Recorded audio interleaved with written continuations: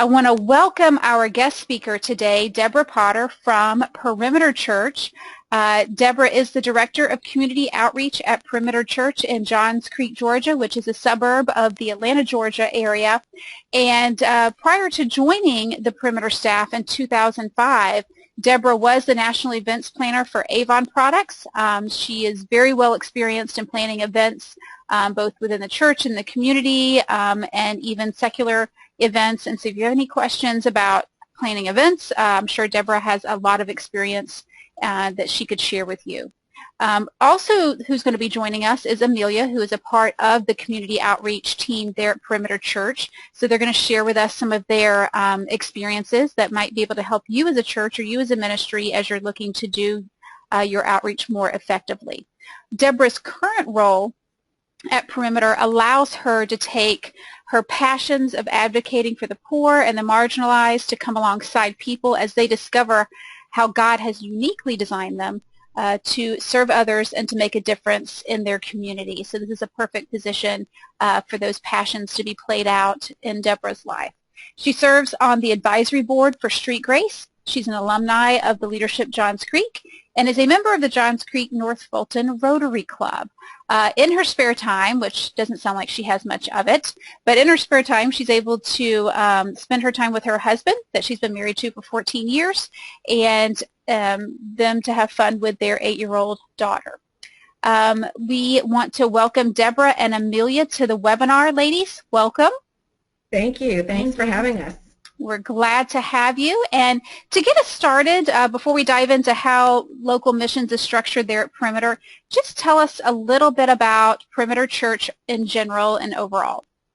Sure. Perimeter Church has about 4,800 members, but we do have a lot more people who come and visit and regularly attend the church who are not considered members.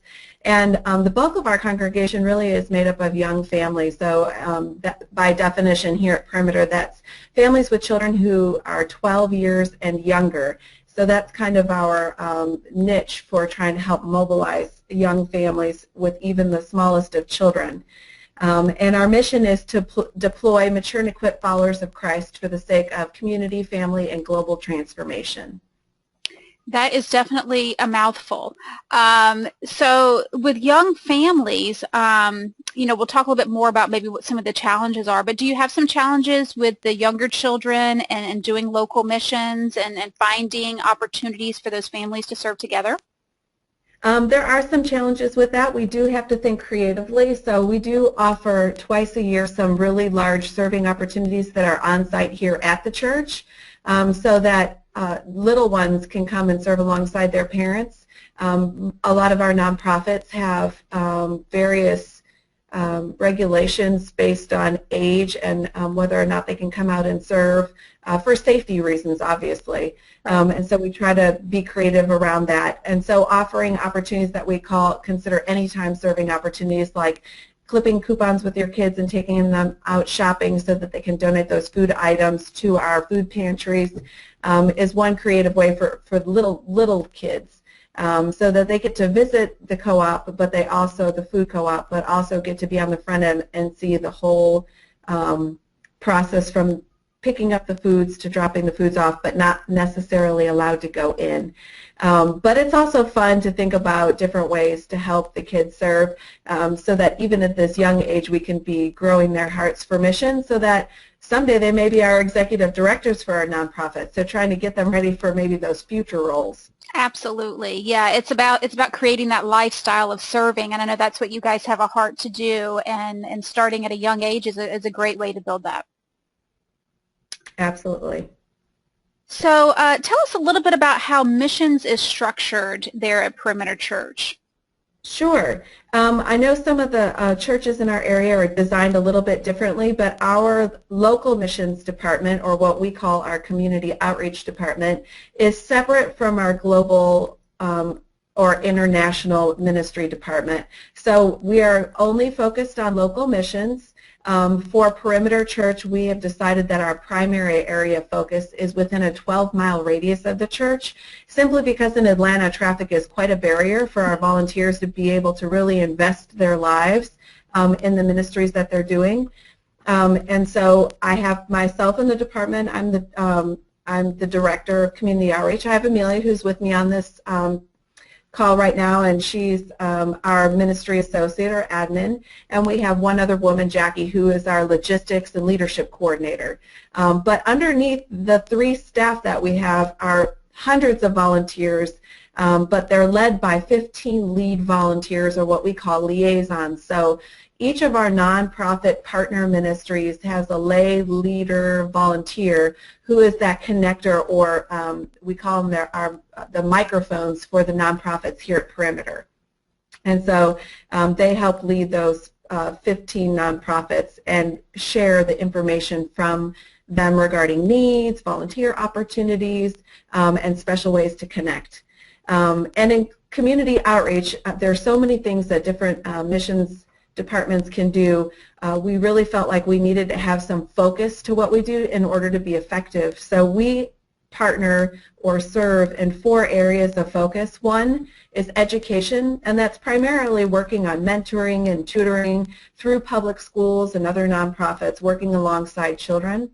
Poverty, so for a lot of people, that's people can relate to that. That's the food ministries, the food cooperative ministries, the homeless shelters, working on job readiness. Justice, which is primarily focused on child sex trafficking and refugee ministry. Atlanta unfortunately is a hub for child sex trafficking, and so that's why that's one of the pillars for us. And then family, focusing on foster care and adoption. Woven through all of these, as you can see in our 4 focus areas, is our primary focus is to remove barriers for children so that they can become everything they can to live up to their God-given potential. So our whole focus is to work alongside our partners on a continuum from birth to career in order to remove the barriers that would prevent them from having a thriving family. So our model of ministry is not that Perimeter Church would create nonprofits, although some have been birthed out of the passions of Perimeter members. We have gone out into the community and searched for the best nonprofits to partner with who are meeting the needs that the community says that we have. And so we serve through those nonprofits with our volunteers and with our donations. And then we are a part of a network of churches called Unite. It's not a nonprofit, it's not its own entity, but it's a movement of churches here in Atlanta. So we get together once a month and talk about the things that we see in our community, and we pray together. We try to overlap with our volunteers and our donations in order to really try to move the needle on removing barriers in our community. And so we do that again by geography. So some of the things that our church friends over in another city may not be the same things that we face over here in Johns Creek. So we try to meet as locally as we can, and then with the big group, like I said, about once a month. The other thing that we do that is a niche for us is we partner with schools. So we have adopted a school cluster, an elementary school, a middle school, and a high school in our community. In order to help those children and be intentional in being in their lives, not just at the nonprofits where their families might receive services, but really on the front lines with them and alongside their teachers. And then we work through other organizations like the Department of Family and Children's Services and alongside our correctional facilities for our juveniles and adults. So that's just a little bit about us.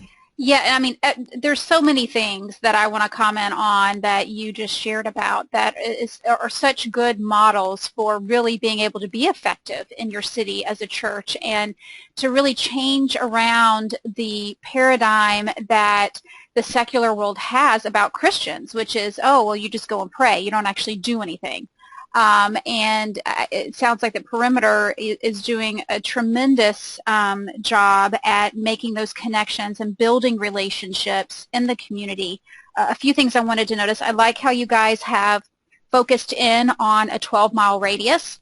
You know, that might be bigger for another church in a smaller town. You guys are pretty fortunate because you're in a bigger area, so you have more organizations to choose who to partner with, and where a church in a smaller town may have to broaden that net a little bit. But it's good that you've realized the kind of the boundaries of what your members are willing to do, and focused in on that, and not only through miles around the church, but even in your focus areas, the education, poverty, justice, family, knowing that you want to focus on those areas and leading your members to serve in those areas is a great way to be more effective.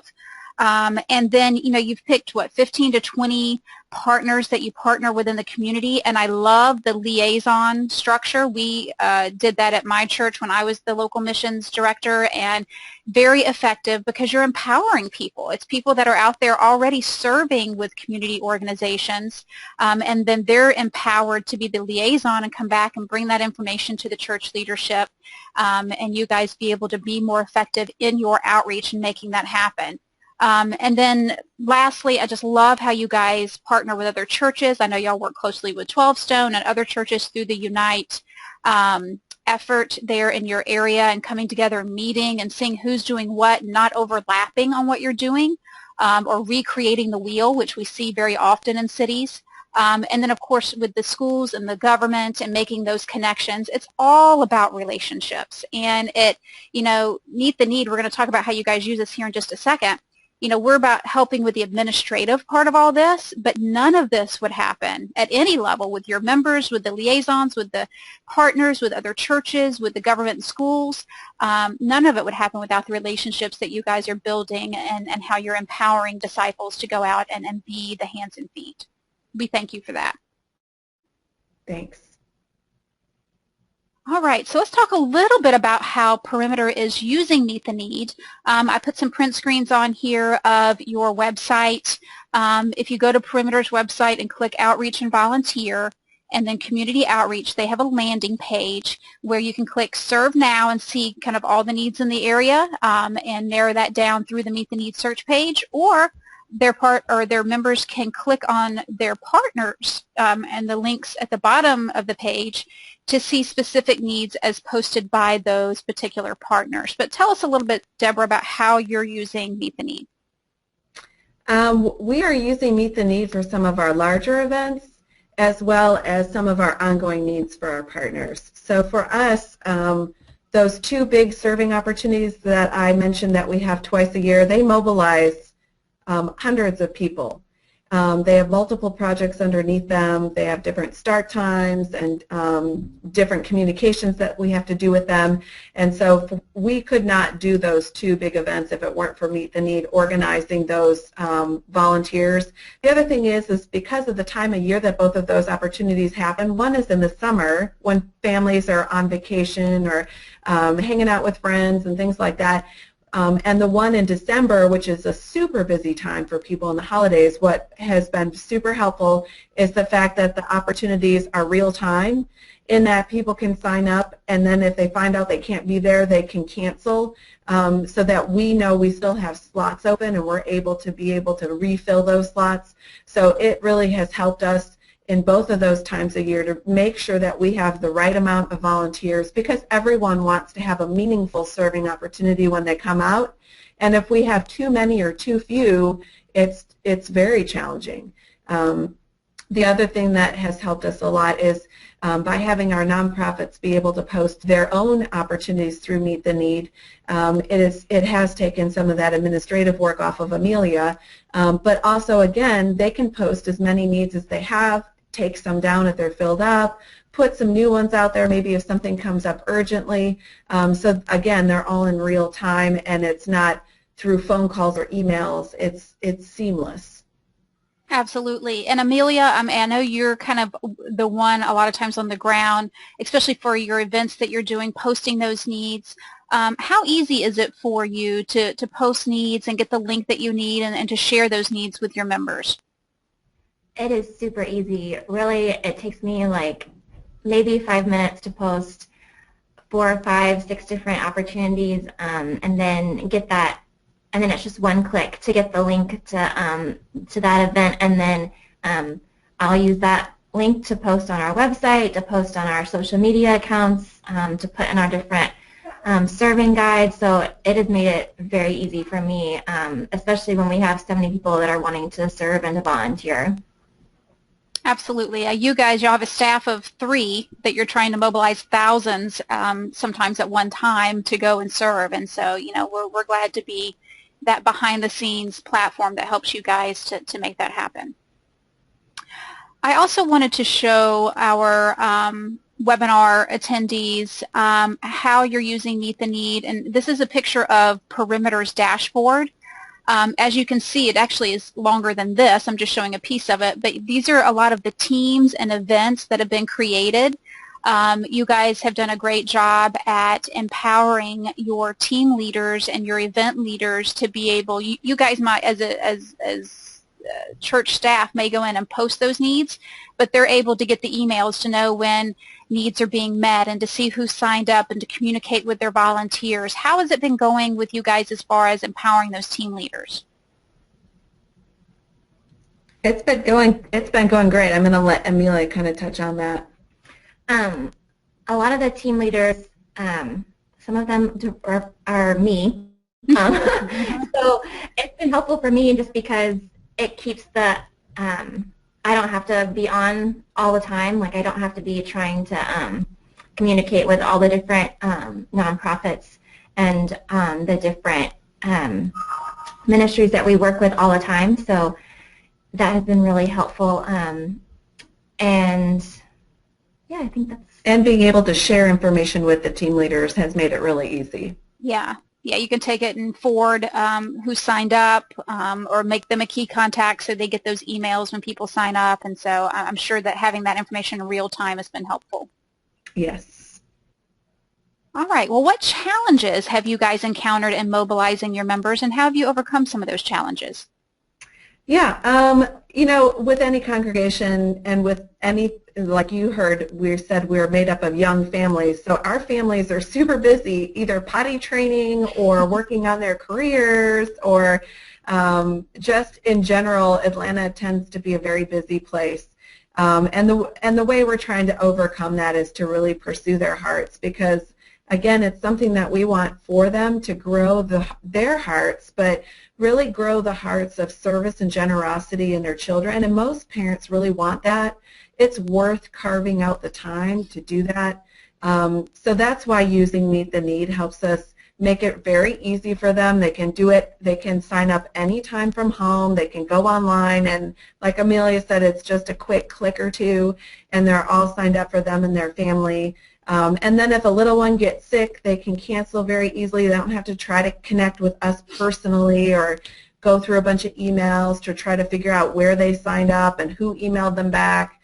And so, that's just one of the challenges and ways we've overcome it. And then communication. Obviously, it is not possible to communicate everything in the services. Here at Perimeter, all the opportunities that we have that are available to serve. So being able to use links on social media and in our print pieces and in email communications that we send out, using Meet the Need has really helped us overcome that, so we can get those links out. They're very easy to access. They're very fast to click through to, so that's really helped us as well. And then, one thing I think everybody has to work on is just knowledge gaps about why we serve. So, just bringing them back to biblical truths and helping them to understand the barriers in the community a little more effectively so that they understand why we're asking them to serve. Yeah, and really too, what we see a big gap in a lot of churches, and I'm not sure if you might have this too, is discipling your people into how to share their faith while they're serving, how to take that act of service and turn it into a kingdom act of service. Have you guys encountered that a lot of people, they just go out and serve and check the box, or do you find that a lot of your members are really sharing their faith and sharing the love of Christ? Actually, we really have a great tool in that our lead teacher, Randy Pope, has created something called Express Your Faith. And so he teaches that class periodically through the year. And most of our members have been through that class. You can check that out on our website as well. But it has been a great tool for our people. So I feel like they're very equipped to share their faith when they go out. Now some still are a little shy and need a little nudging, but I feel like they have those tools in their tool belt when they do go out and serve with us. So we're very blessed to have that, actually. That's great. I definitely will check that out on your website and share with other churches too. Awesome. So what are your next steps at Perimeter missions-wise, local missions? Yeah, I think one of the gaps we're going back to fill is that where they live matters. God's placed them where they live and where they work and where their kids do activities for a reason. It's not just random, and that they're on missions all the time. And how they can be seeing and loving and meeting needs right around them all the time is something that we really need to go back and do. Missions isn't a place that they have to go to, but it literally is the neighbor next door. We've had a series of meetings that are Unite meetings, actually, where churches have come together in the different communities, and we've invited the mayors to come and speak.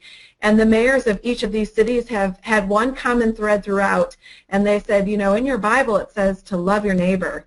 If you would do that instead of sending a letter to the city because your neighbor's lawn is too long or they left their garbage bin out or their dog is running loose, how about if you go next door and see what's going on with your neighbor? You never know who's hurting or who's in need. That would really help us out. And so that was really a moment where I stepped back and I said, you know, we make missions a destination, even the local missions, to a nonprofit, you know, and things like that. But what if your mission really is twofold in that it is your neighbor? It is loving those around you wherever you're at. If your kid is in school, if you're at your workplace, praying and giving yourself to the people around you is super important. And that loving requires longevity. You know, the things that we're facing in our community are stemming from really broken systems, and we're not going to be able to find a quick fix. The things that we're doing aren't going to be able to be fixed in a month and a year, but investing our lives and the lives of others is going to take a long time. And so just being okay instead of going on to the next big thing or the next coolest thing, but really investing ourselves in the lives of others is something that's going to take a long time to see the fruit of. So just asking and praying and teaching our people towards that. Those are great next steps as far as really building the kingdom and building the foundation and really changing the hearts of your people to a lifestyle of serving so they understand the whys and the whos and how they're a part of that and how to really live that out. Right next door. Exactly. They don't have to go 12 miles down the road. They can go right next door. Exactly. So yeah, those are great next steps, and I look forward to having you guys maybe on a future webinar to tell us how those are going and to share some of those next steps for churches to be able to model after as well.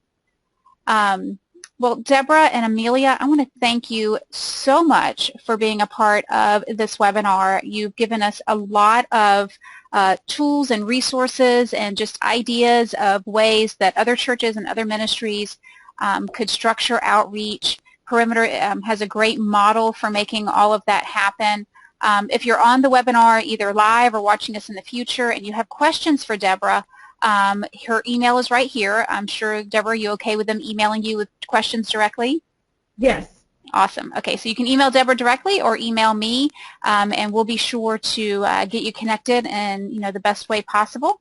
But ladies, thank you so much again for joining us, and thank you for sharing Meet the Need in your city and really making connections happen. Thank you. Thank you. Thank you.